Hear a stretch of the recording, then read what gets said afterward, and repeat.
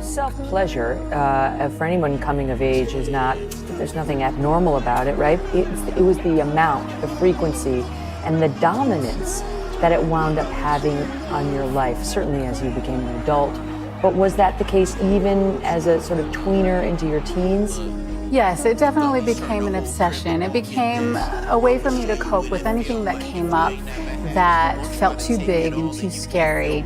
And I never really felt comfortable doing it. There was never this point early on where I felt like I was worthy of this kind of pleasure. It just felt like something I was doing, and if people found out that I was doing it, then they would certainly think that I was disgusting and not want anything to do with me. The theme in the book, these are some of the emotions and adjectives she uses to describe herself and how she felt. Emptiness, shame, isolated, revolting, guilt, pitiful, worthless.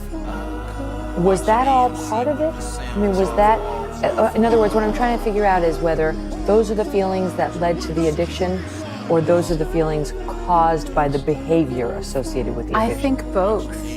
Certainly it started that way. You know, I had these feelings of inadequacy because I felt so different from everybody else. But as I continued to cope in this way and nobody was talking about it, then those feelings just continued and became bigger than they should have. And how big a role did the internet play? Huge. Especially when you were first sort of getting into this.